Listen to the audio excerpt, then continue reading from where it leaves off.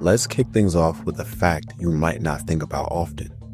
Ever notice that little rating on the bottom of your video game boxes? E for everyone, T for teen, M for mature.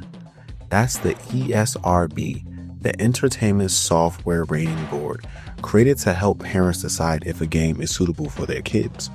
But believe it or not, this rating system hasn't always been around. It was born out of a storm of controversy when certain video games were accused of being too violent. That backlash changed the industry forever.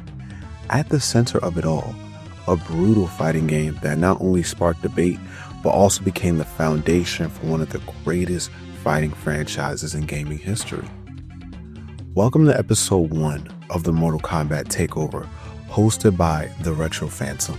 And today we're exploring the controversy that changed everything with Mortal Kombat.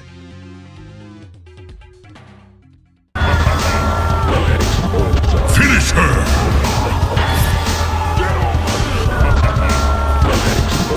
Finish him! Fatality! Welcome to the channel if you're new here, and welcome back to all returning viewers. Today, we're diving into the history of Mortal Kombat. Whether you love deep dives into gaming history or enjoy long retrospectives, you came to the right place. Be sure to low punch the subscribe button because we're working our way up to 10,000 subs this year. With your help, I've reached 3,000 already. I could not have done it without your support. Also, fatality the like button to help the algorithm push the video out to more people. Let's dive into this.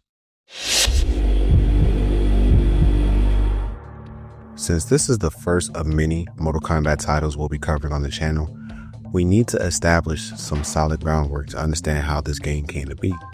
To start, we're going to focus on two pivotal figures, Ed Boon and John Tobias. Let's delve into their histories, starting with Ed Boon. As a kid, Ed Boon's admiration for video games began with two titles developed by Williams Electronics. Remember this company as it will play an important role later. The games that captivated Boon were Robotron and Defender. These classics left a lasting impression on the young Boon, sparking his fascination with gaming as he grew older. Boon attended the University of Illinois where he studied computer science and mathematics.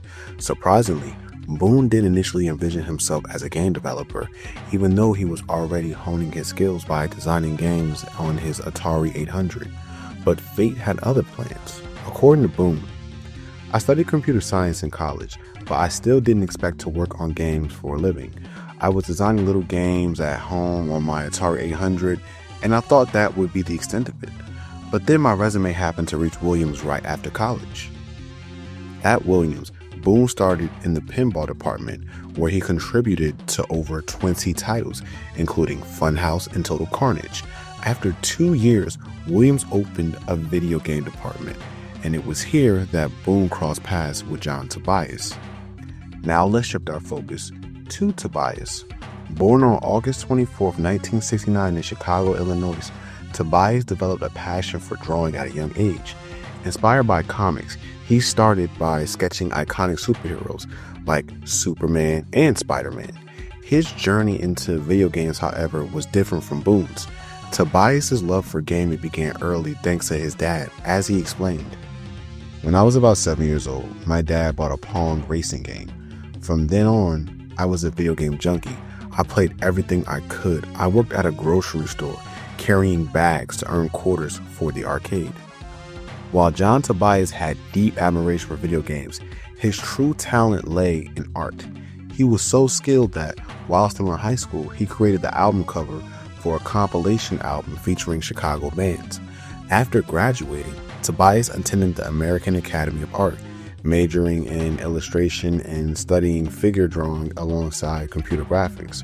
During college, he landed a job at Now Comics, where he worked on the comic book adaptation of the Ghostbusters cartoon. Tobias's big break came through a friend who had secured a job at Williams Electronics. Since Williams was still hiring, Tobias broadened his portfolio and was quickly hired to work on Smash TV. From there, he moved on to Total Carnage, working alongside Ed Boon, who was developing super high impact football. Now that we know how Boon and Tobias met, let's dive into what led to the creation of Mortal Kombat. A key event to mention here occurred in 1988 when Bally Midway sold its amusement games division to Williams Electronics. Williams rebranded the video game division under the Midway name while retaining the Bally and Williams names for its pinball operations. This reconstructuring meant that Midway became the video game division where Ed Boon and John Tobias would eventually create their legendary fighting game. By 1991, Capcom was revolutionizing the gaming world with Street Fighter II, released on March 7, 1991, widely regarded as one of the greatest and most influential fighting games ever made. Street Fighter II created a surge of interest in the fighting game genre. This sparked excitement at Bally Midway to create a competing title. John Tobias began brainstorming ideas and called on some childhood friends, Daniel Pencia, Carlos Pencia, and Rich DeVizio, to help. Late one night, the four friends snuck into a film studio to create a pitch for Midway, according to Daniel Pencia. So after John called me, we got my brother Carlos and Rich and snuck into the studio at like 10:30 at night to help John put together a pitch to Midway. We videotaped some moves and talked about initial ideas and characters to add to his story. Like originally, John had Japanese ninjas, but every movie in the 1980s and 1990s had Japanese ninjas. So I suggested Chinese ninjas called the Lin Kuei. With their plan ready, Tobias and his friends pitched the idea to Midway, only to be met with a unanimous no. Even Boon wasn't initially convinced, though he admitted he liked the concept. A fighting game was something Boon had been considering, inspired by the massive success of Street Fighter II. However, Boon envisioned a grittier version of Street Fighter II, centered around Jean-Claude Van Damme, believing that the star's involvement would guarantee commercial success. The 1988 film Bloodsport served as a major source of inspiration for this idea. To everyone's surprise, Van Damme declined this project as he was already committed to working on the film Universal Soldier. With the Van Damme concept scrapped, Rich DeVizio, one of Tobias' friends, persistently pushed the idea of revisiting the original pitch. At the time, Midway was still unsure about committing to the project. Then something magical happened in Ed Boon's office. Boon had test footage of Tobias and his friend's creation, which included an uppercut animation. This move turned heads, catching the attention of everyone in the office. According to Boon, the big thing was this uppercut. Once we got this uppercut going and the screen shook and the guy flew up in the air, like suddenly everybody is coming into my office. Oh, let me see the game. Our management, all of a sudden, it was something that was real. It was something that people started talking about. With the Van Damme concept dead and the uppercut test generating buzz, Midway finally greenlit the game and gave Tobias and his friends a chance. They brought Elizabeth Malecki onto the team to contribute. At the time, most fighting games used animated characters for the visuals, but this game had took a bold and unique approach, using real actors instead. By today's standards, the production was incredibly low budget. The characters were portrayed by unknown actors and filmed performing martial arts moves in a broom closet using Tobias' father's High 8 video camera. Elizabeth Malecki reflected on the humble beginnings of the project. I feel like it might have been just a hallway at first because the owner of Midway or CEO or wherever he was didn't think it was going to work. For those interested in the technical side, the software used to create Mortal Kombat worked by capturing 30 frames of video, which were then cut down to just 8 frames per animation due to storage limitations. The characters were filmed in front of a plain wall and the edges of each frame were manually removed one by one to integrate them into the game. My name is Liu Kang. If you want to get to the top, you gotta get through me. I'm Johnny Cage. No contest.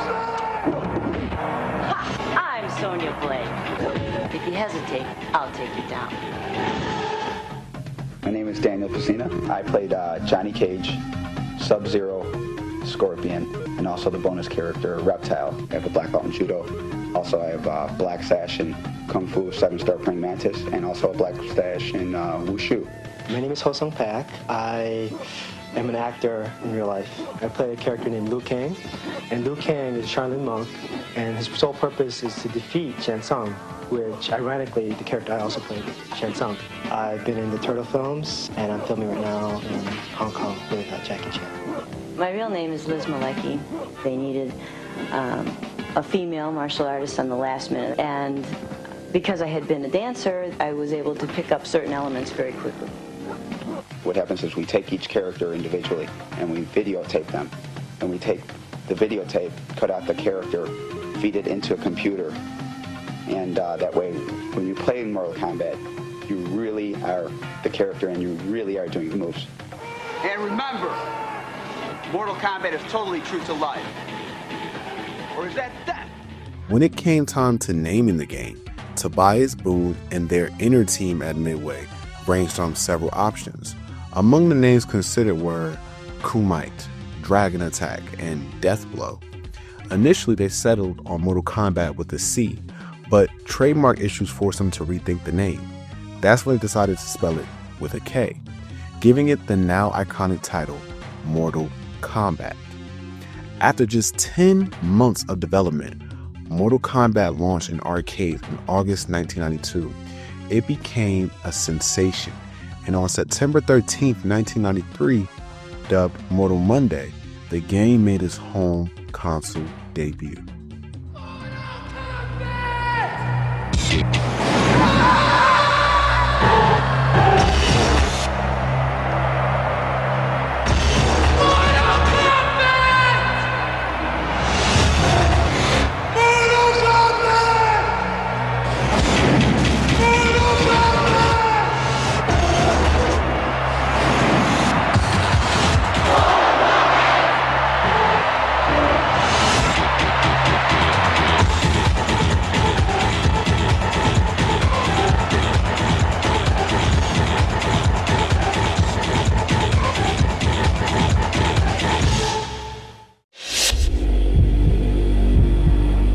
Here is a quick spoiler alert, as I'm about to tell the full story and break down the characters of Mortal Kombat.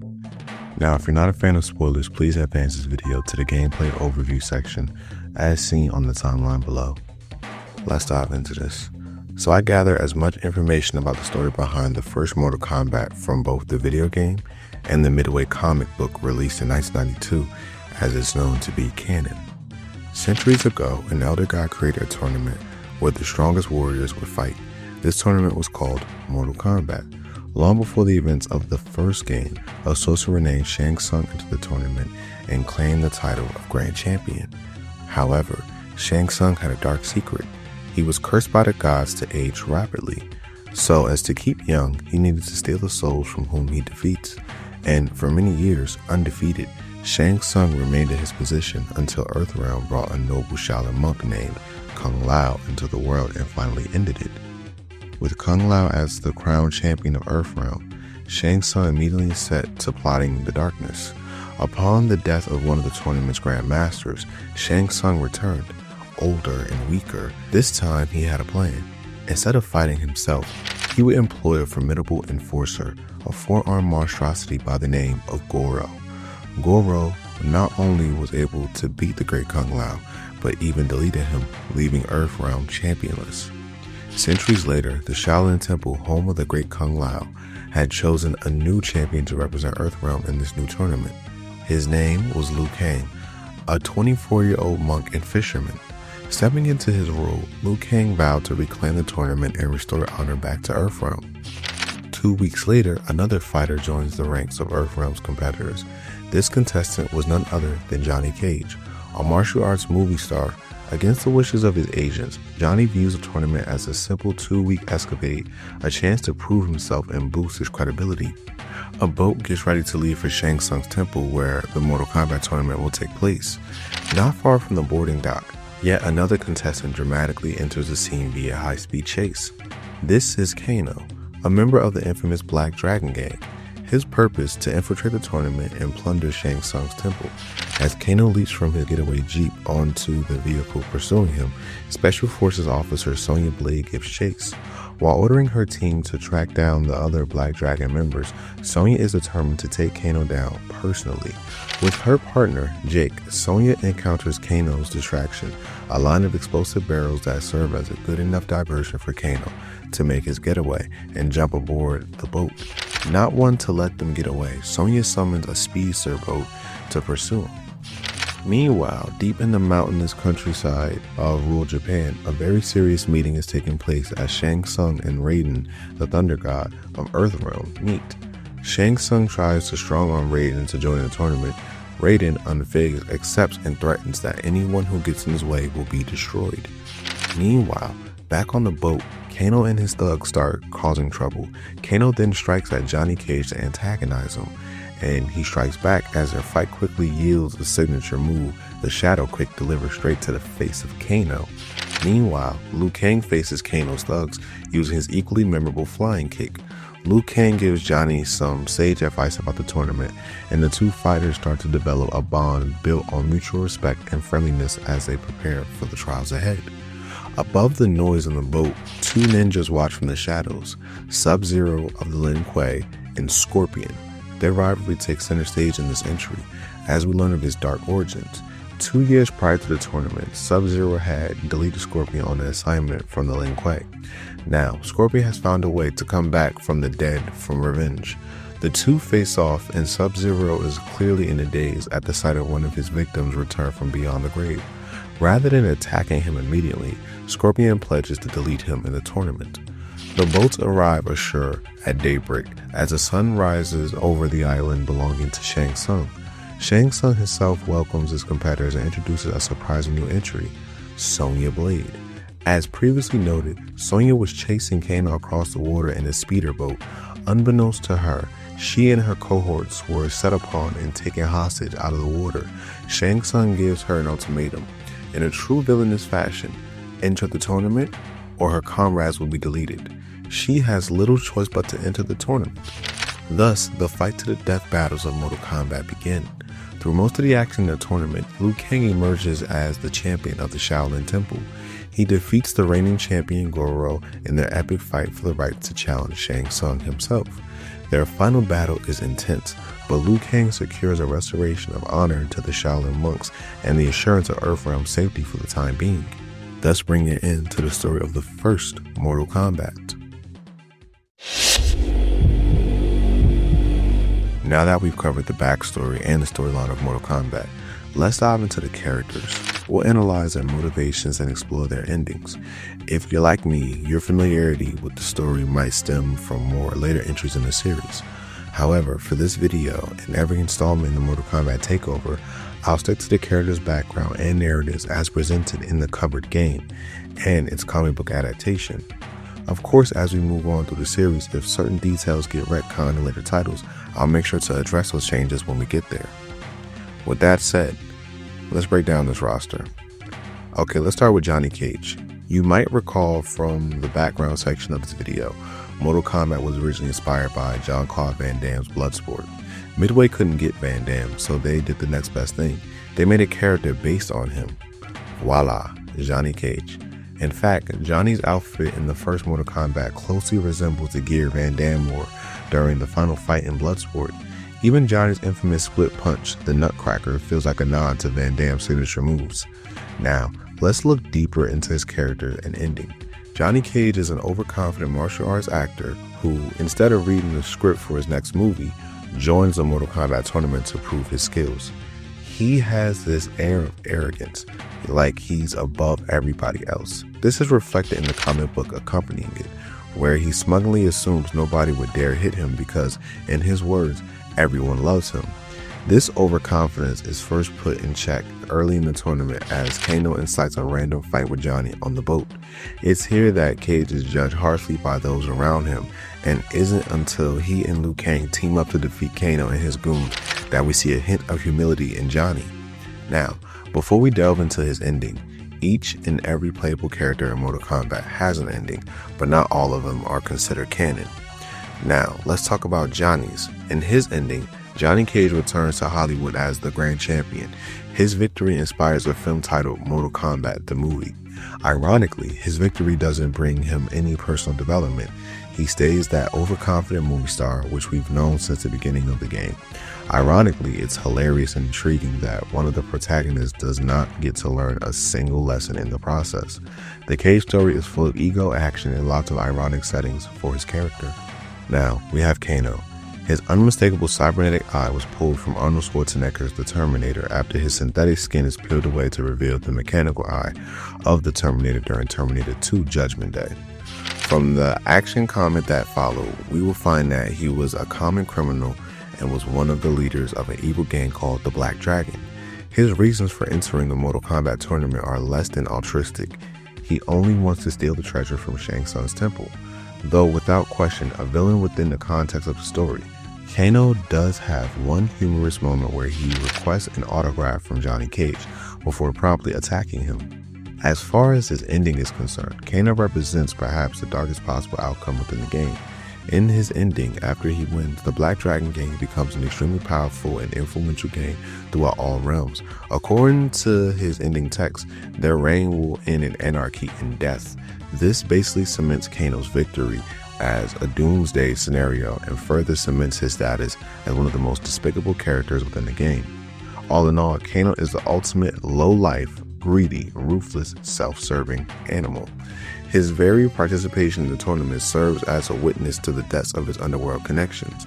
Unsavory a character as he may be, he does lend a particular kind of chaotic flair to the mix of participants. Now let's talk about the main protagonist of the game, Liu Kang. His character is a clear homage to the legendary Bruce Lee, both in his fighting style and his role as a noble hero. Since this video does not have a separate analysis selection, I'll touch on an interesting connection here. The overall story of Mortal Kombat draws heavy inspiration from Bruce Lee's classic film, Enter the Dragon. In the film, Lee's character is persuaded to join a high-profile martial arts tournament held on a private island, a storyline that closely mirrors the setup of Mortal Kombat. When looking at Liu Kang's character, he embodies the essence of a humble Shaolin monk. Tasked with representing Earthrealm, he takes this responsibility seriously, determined not to fail his masters. Through the story, Liu Kang's honorable nature shines. For instance, he steps in to help Johnny Cage when Kano and his goons attack, and even offers him advice about the tournament. This reinforces Liu Kang's role as the moral compass of the group, someone who acts not out of self-interest, but because it's the right thing to do. In his ending, Liu Kang achieves what no one else could. He defeats Shang Tsung, ending his oppressive rule and restoring honor to the Shaolin Temple, where both he and the great Kung Lao originated. His victory brings pride and respect back to the tournament, re-establishing it as a noble contest rather than a tool of corruption. Liu Kang's character is a classic example of the noble protagonist trope, serving as a heroic figure who triumphs against evil. And while it's worth noting that in the Mortal Kombat series, canonical endings aren't always clear until the next entry, it's safe to say that Liu Kang's victory is a canonical outcome of this entry. Now we come to the Thunder God himself, Raiden.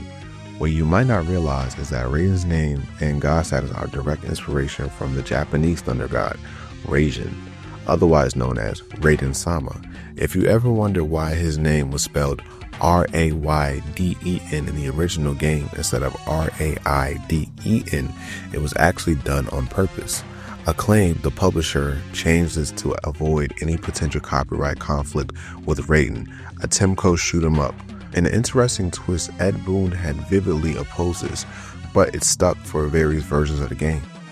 Now on to Raiden himself. At first, he shows no real interest in joining the tournament, since mortals mean absolutely nothing compared to a god such as himself. However, when Shang Tsung makes the invite, Raiden takes this as an effortless invitation to exercise his authority. He accepts and is determined that no one will stand in his way, and Raiden's ending is taken into a very different direction. True to his arrogance, he finds Shang Tsung's manipulative tactics and Goro's dominance so predictable that the whole tournament is too easy for him. He invites other gods to participate in future tournaments, which escalates into an epic, world-ending battle. This climactic clash of powers between gods culminates in the eventual destruction of the world itself. The interesting thing about Raiden's character in the original is that he wasn't designed to be a heroic figure. Instead, he comes off as an arrogant god who looks down on mortals as lowly creatures and joined the tournament for mere amusement. This early version of Raiden significantly contrasts with his later role in the series as Earthrealm's protector. It's a nice reminder of how the characters in Mortal Kombat evolved over time, with Raiden going from this more aloof, almost villainous presence to the steadfast hero he's known as today. Now let's talk about Vengeance with Scorpion. While his backstory isn't deeply fleshed out in the original game, we picked up a few key details from his interaction with Sub-Zero in the accompanying comic. We learn that Scorpion is, quite literally, a dead man walking. He's been deleted by Sub-Zero 2 years ago. Scorpion's resurrection into the world of the living is driven by a single goal: the reason for his death. What makes Scorpion so different from most characters is that he has a sense of honor and control. In the comic, his first meeting with Sub-Zero occurs when he had all the means to get revenge. Instead, Scorpion decides to spare his life and promises to get him in the tournament.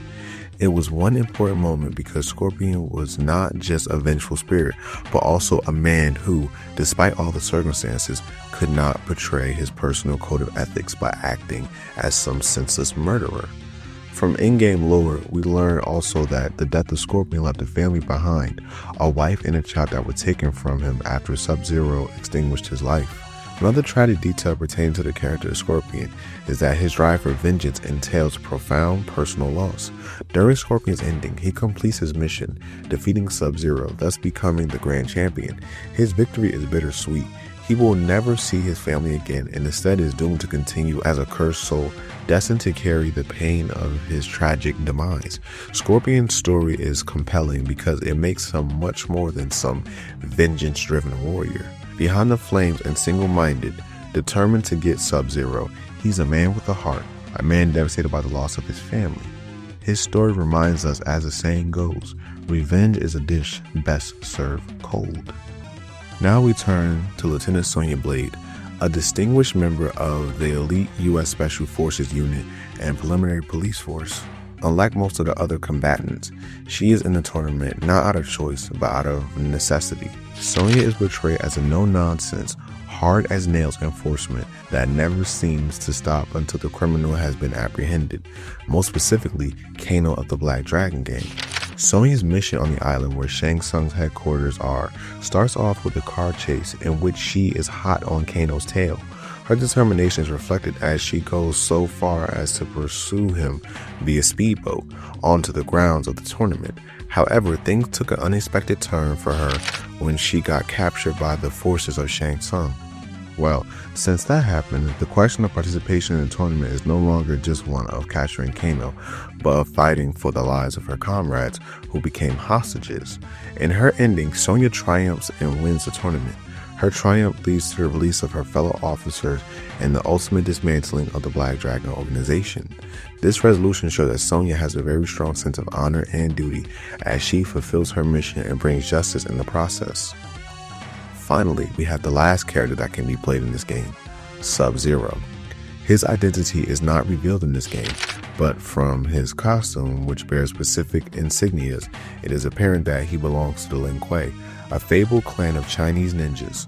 Sub-Zero's stoic demeanor is really put to the test in one brief, tense moment aboard the boat ride as he comes face to face with the specter of his past actions, Scorpion himself.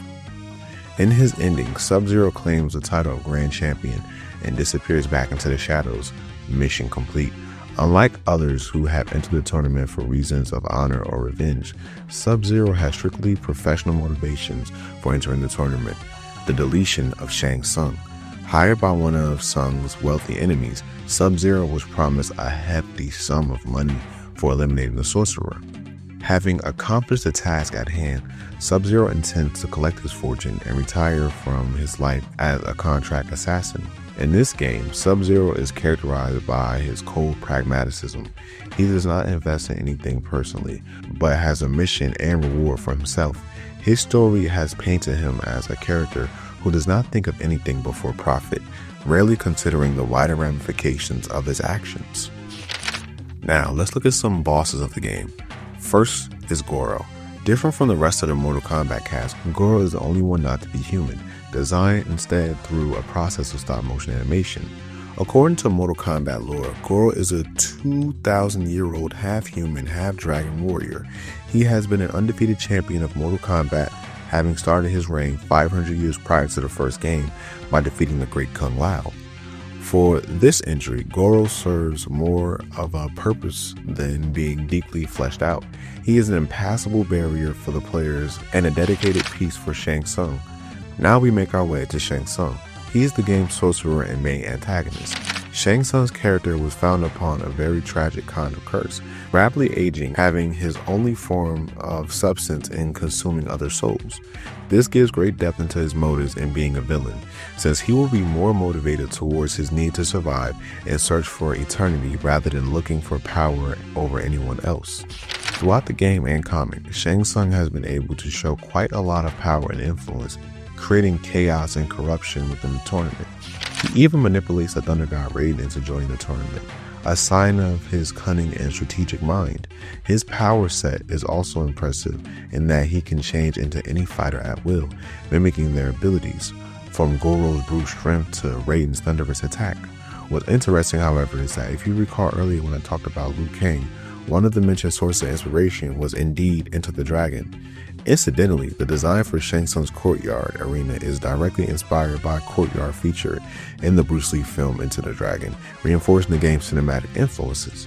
As a final boss, Shang Tsung feels perfectly placed, a manipulative and versatile foe whose powers test the player's mastery over the game.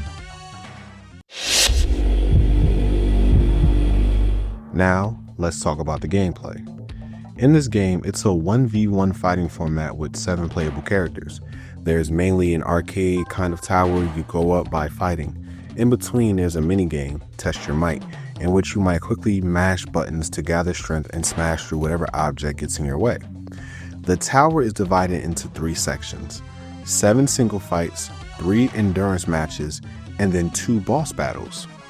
In the endurance matches, you'll be fighting against 2 opponents in succession with 1 health bar, adding a bit of spice. The bosses, Goro and Shang Tsung, are what stand between you and glory.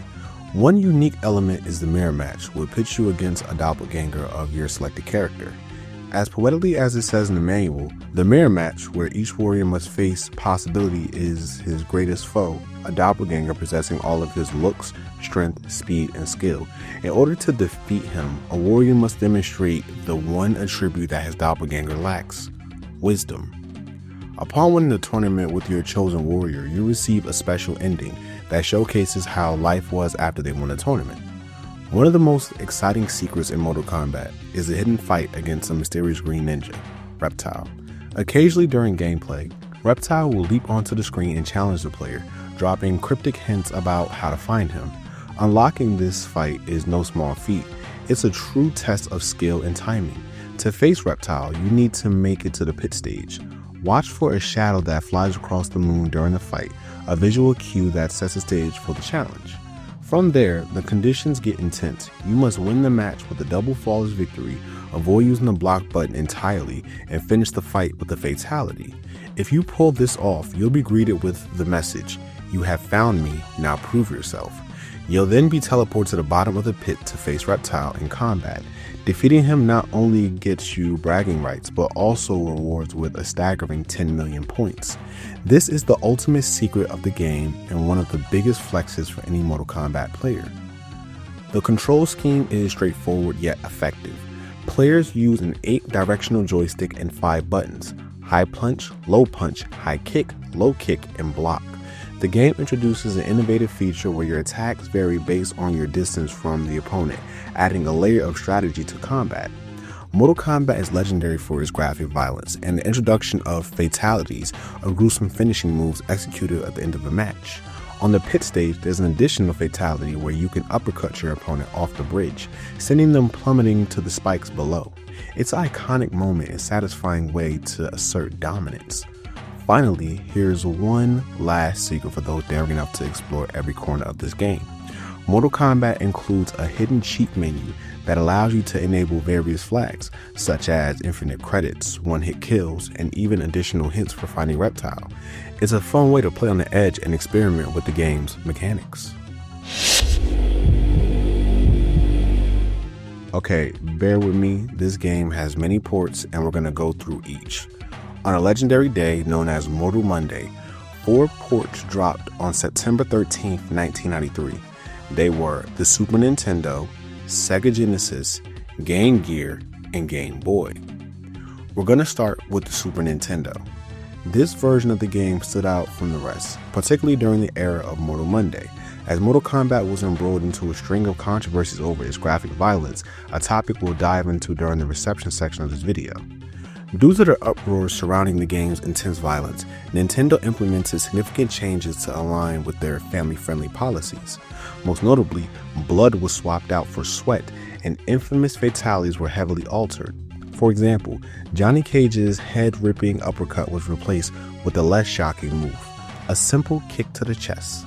Essentially, this port proved a tamer PG-rated version of the Mortal Kombat experience, which reflected Nintendo's cautious approach to controversial content at the time. Now let's talk about the Sega Genesis port. For many players, this was a definitive way to experience Mortal Kombat on Mortal Monday. However, there's an important detail to mention. When you first boot up the game on the Genesis, blood is turned off by default. To unlock the full uncensored Mortal Kombat experience, players need to input a special code. And yes, I'm going to share that code right now. ABACABB. Once the code is entered, the yellow Mortal Kombat logo on the start screen will turn red, indicating that the blood and gore are now fully enabled. This flexibility is where the Genesis version truly outshines the Super Nintendo port. Players had the choice to play the game either censored or uncensored, making it the ideal option for fans who wanted the full Mortal Kombat experience as intended. With the blood code active, fatalities are back in all their glory. Heads fly off, there's no more censorship. Interestingly, I discovered that the Genesis port includes a unique twist, a green Sonya blade as an opponent. While I'm not sure if this feature appears in every port, it's present here. If you attempt to enable the hidden boss fight with Reptile during the endurance rounds and defeat Sonya, your pit battle will feature 2 characters, the second being the Green Sonya. Now let's move on to the Game Gear version. Due to memory constraints, this port shortened the roster of playable characters from 7 to 6, with Kano being removed. While this version was censored upon release, similar to the Sega Genesis, players had the option to unlock the full Mortal Kombat experience with a blood code. After entering the code, the screen displays a message, "Now entering combat," unlocking the game's blood and restoring the violent glory fans expect from the series. Despite its limitations, this feature gave Game Gear players a way to enjoy the uncensored action in a more profitable format. The last port for Mortal Monday released for the Game Boy and introduced some interesting changes. One notable difference was the removal of Johnny Cage from the playable roster. It also removed Reptile and certain fatalities. However, the Game Boy version offered a unique twist. Players could unlock Goro as a playable character by entering a code at the end screen. Another feature of this port was an added fixed difficulty setting, allowing players to lock the game's difficulty at level 2 for all battles. While this version had its limitations, it still gave fans the opportunity to experience Mortal Kombat on the go, with some exclusive features not found in other versions.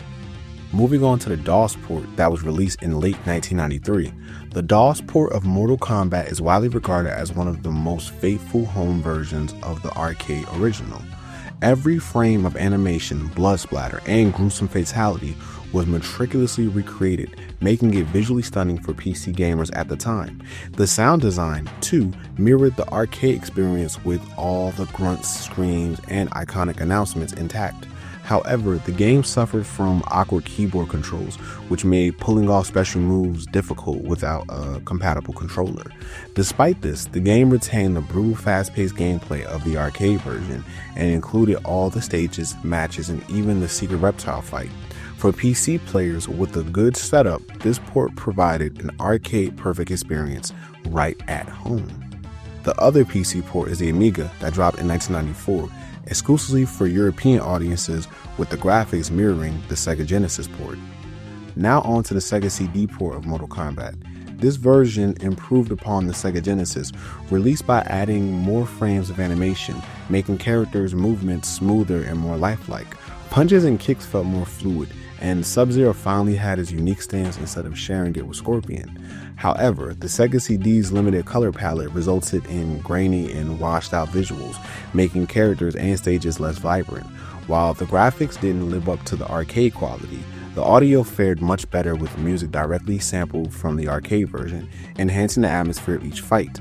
The port also included a few extras, such as a grainy video showcasing the original Mortal Kombat commercial and bonus tracks featuring remixes of the iconic theme song. Though the gameplay remained mostly unchanged, it's worth noting that fatalities were easier to perform with the Sega CD's 6-button controller, making it a decent upgrade over the Genesis version. Now, the last original port I'm going to talk about is the Sega Master System. This version of Mortal Kombat is a rare, notably different take on the arcade classic. Exclusive to European markets, featuring only 6 out of 7 characters having removed Kano and only having 2 battle arenas, it drastically alters the gameplay compared to the more complete versions. Despite these limitations, the game still delivers the iconic fatalities, blood, and special moves, albeit with pixelated graphics and noticeable slowdown. The controls, using just 2 buttons, are surprisingly effective with a bit of practice, though they can be limiting without a dedicated controller. The sound is a bit garbled, but the music retains the arcade feel. This version, while far from perfect, remains an interesting and unique collector's item due to its regional exclusivity and the challenges it presents. Now we're going to talk about emulation. In the year 2004, the game was ported twice in the same year. The first version of the port was with Jakks Pacific's Plug and Play and TV games from Digital Eclipse. This is a simplified yet functional take on the arcade classic, designed for easy at-home play. The controller resembles a typical console controller with a D-pad, 5 action buttons, and a small control panel, including a start-pause button and a reset switch. It connects to the TV via RCA cables, and the system is powered by 4 AA batteries. The game runs on a custom Sun Plus processor, requiring a new port of Mortal Kombat due to the system's limited memory and processing power. As a result, the characters and backgrounds are simplified, characters are smaller, and backgrounds are more static instead of animated. The animation of the character biographies was replaced with still images, and there's a brief pause during the endurance matches while the system decompresses data. Despite the limitations, the game offers a fun and affordable way to experience Mortal Kombat on a TV, making it a nostalgic yet stripped down version of the original. The other emulated version of the game that dropped in 2004 was for the PS2 with Mortal Kombat Deceptions Limited Edition. This version of the game was to be an arcade-perfect port of the original arcade version of Mortal Kombat. The last port of the first game is the Mortal Kombat Arcade Collection that was released in 2011 for PS3, Xbox, and Microsoft Windows. It serves as a comprehensive collection for the first 3 Mortal Kombat games. This compilation includes the original arcade versions with a few subtle enhancements. Notably, it adds online multiplayer functionality, allowing players to face off against each other remotely, and introduces pause menus, providing players with more control during their sessions. Achievements are also integrated into the games, offering additional challenges for players to complete. Another notable feature is the availability of unlockable characters in online mode, making them accessible right away without the need for additional unlocking efforts. While the games remain largely faithful to their original forms, the arcade collection brings them into a modern era with online capabilities and quality of life improvements, appealing to both nostalgic fans and new players alike.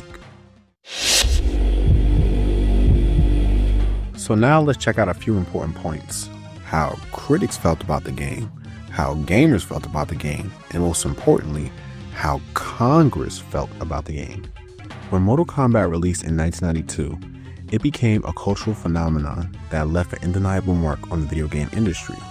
The game's reception was a mix of controversy and acclaim, with its innovative features and graphic violence sparking intense debates and drawing unprecedented attention from both critics and the general public.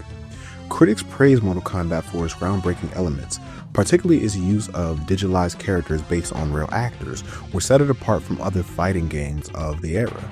The game's dark, gritty atmosphere and unique character designs were highly regarded, as was the introduction of fatalities and its combo system, which were seen as fresh additions to the fighting game genre.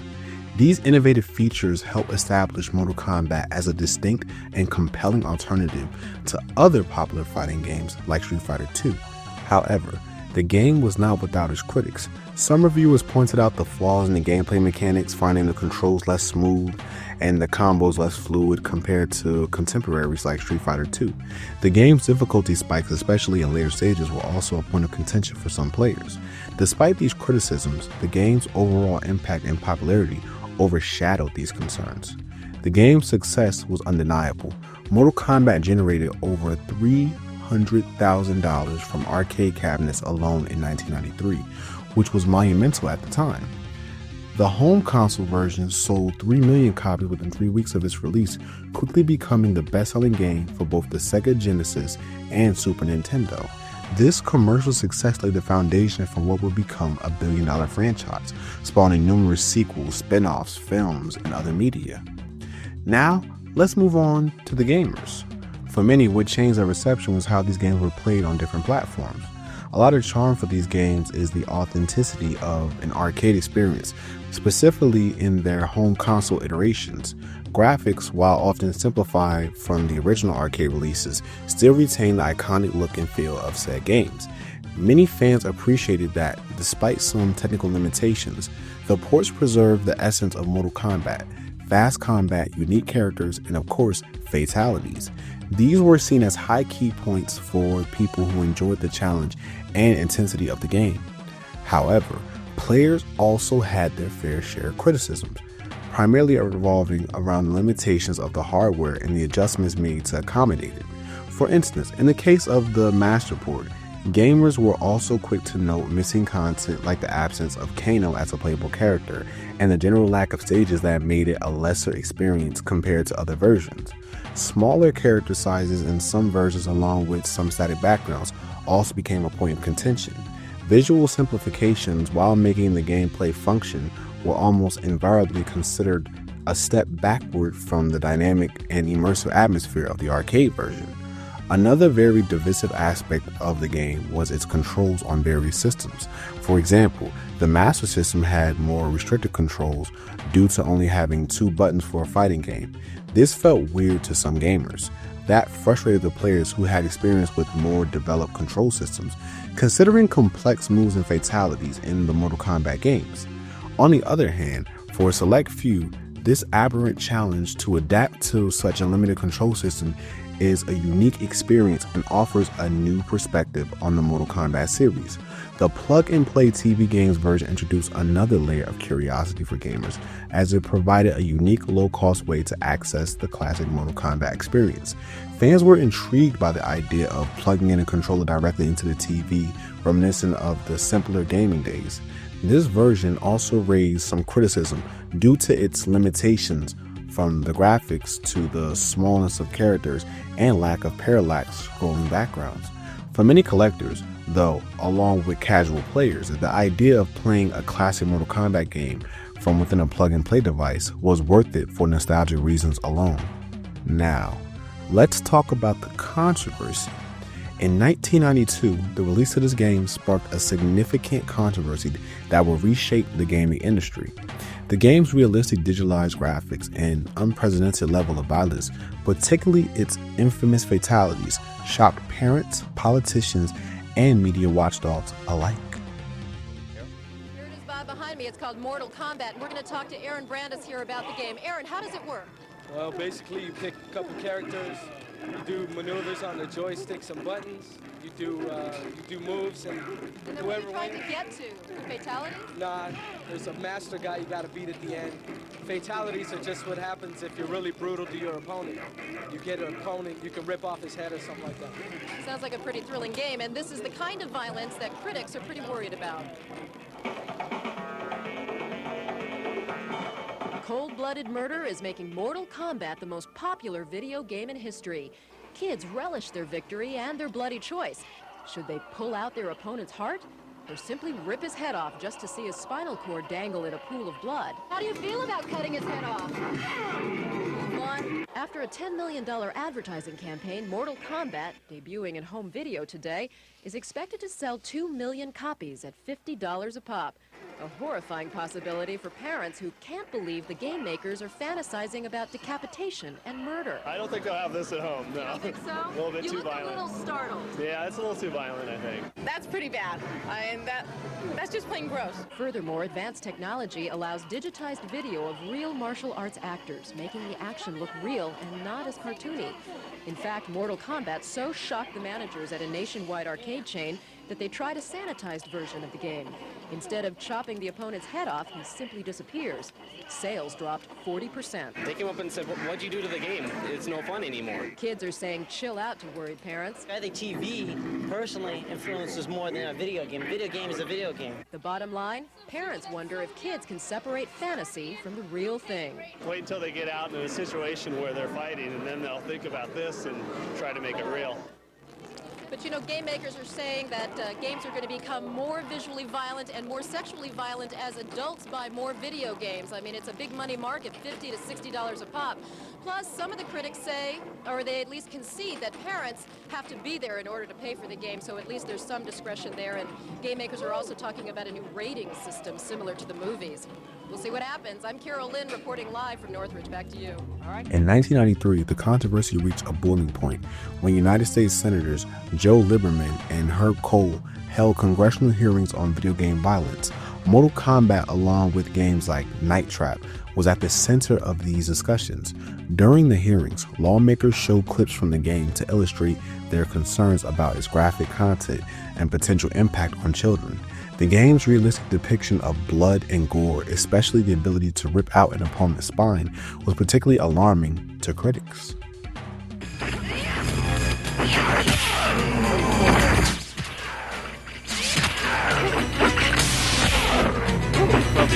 For a lot of you to see, but there's blood splattering every time. Kato wins. Flawless victor fatality.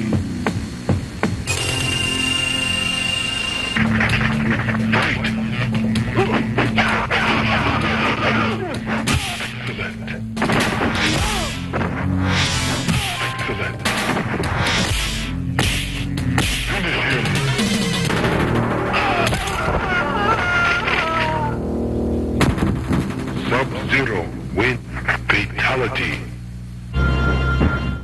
And this is a brief sequence from the Nintendo version.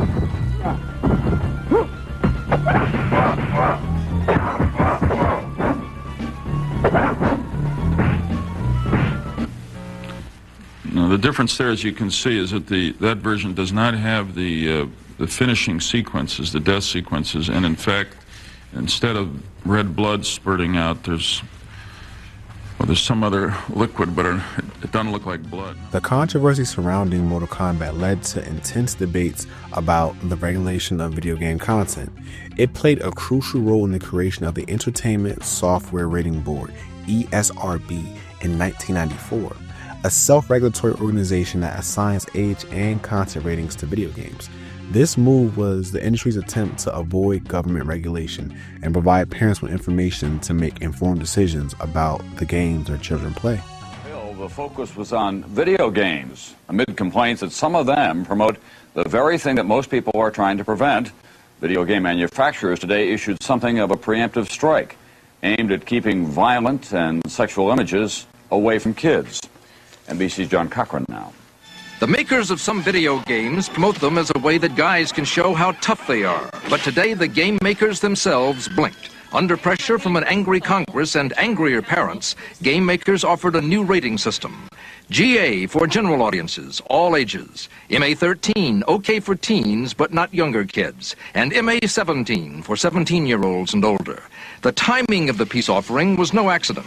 Just an hour later, the Senate began hearings on new legislation to prevent violent games from reaching kids. Senators were especially appalled by a game where a scantily clad woman is tortured. It is a sick, disgusting video game, in my judgment. It's an effort to trap and kill women. Shame on people that produce that trash. It's child abuse, in my judgment. The maker of the game says players can protect the victimized woman by winning the game.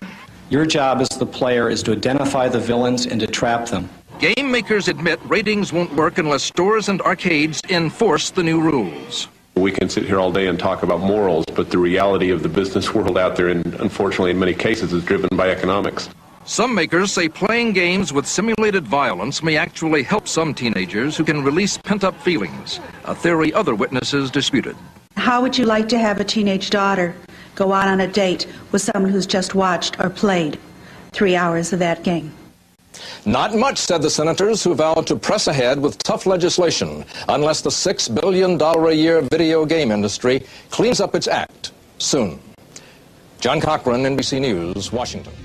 Interestingly, the controversy had an unintended effect on the game's popularity.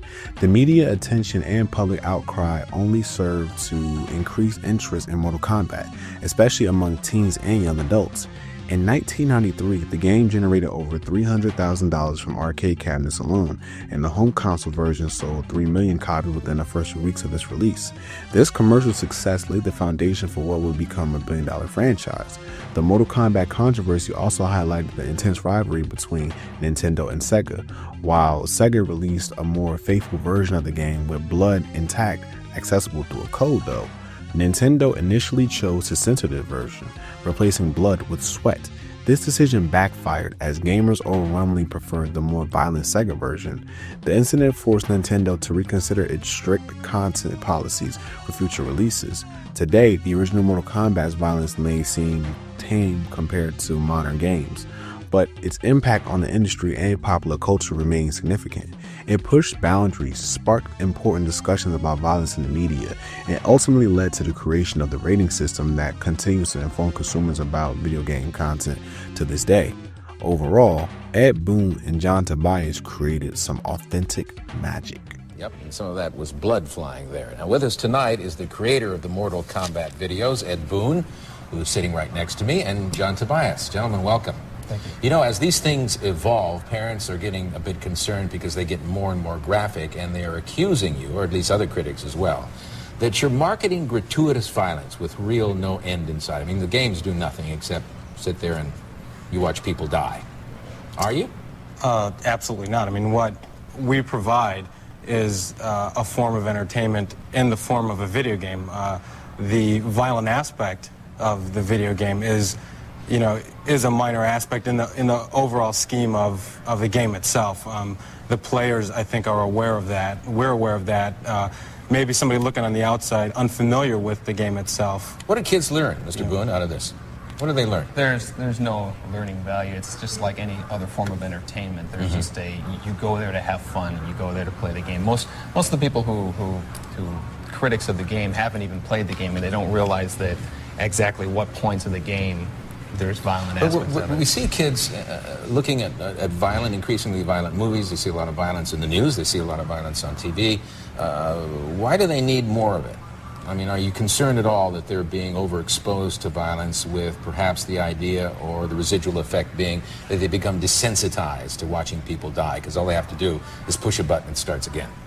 There's a lot of parallels, exactly like you said, with movies, and that's why a couple of years ago there was a rating system that our industry kind of came up with, similar to the rating systems that you have in movies, and that provides parents and other players, for instance, the knowledge they need as to the content of the game, and they can make their own decisions as to whether they feel that's appropriate. Is there going to be a Mortal Kombat 4, and will you ever draw the line where you say it's too violent? Yeah, there's of course we're going to draw the line. Okay. Certainly, yeah.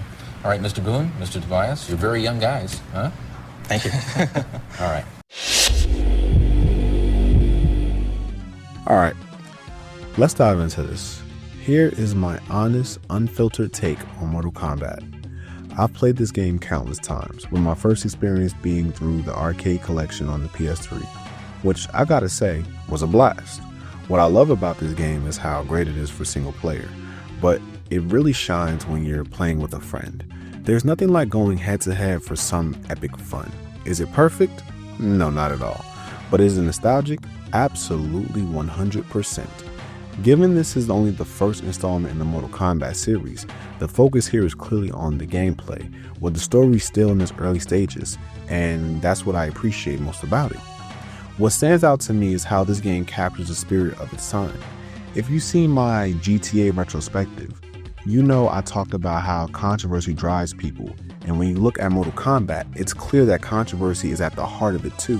If players back in the day weren't familiar with the game, once it hit the 7 o'clock news and Senate hearings were happening, the cat was officially out of the bag. Now there was a game that we weren't supposed to be playing, and if there's one thing I know, it's that the more we're told we shouldn't do something, the more curious we get. The media frenzy, the congressional hearings designed to stop the game from spreading, actually did the opposite, acting as free publicity and drawing even more attention to Mortal Kombat than any traditional marketing could have done. And that's where Mortal Kombat represents the 90s perfectly. This was a time when people were craving something edgier, something different from previous decades. Movies, books, and especially video games wanted to push boundaries and be bold as possible. Mortal Kombat was at the forefront of that movement, embracing the controversial side of gaming and looking to give players an experience they never forget. Now, let's be real. If this game never had given us the first chance to perform a fatality, would we even be talking about Mortal Kombat today? Will we have seen Mortal Kombat 2, 9, or even 11? It's hard to imagine. This game became a classic for a number of reasons. First and foremost, it was fun. There was something undeniably cool about uppercutting your opponent's head off or sending him plummeting to the bottom of the pit. It was everything teenagers at the time loved, something we never seen before.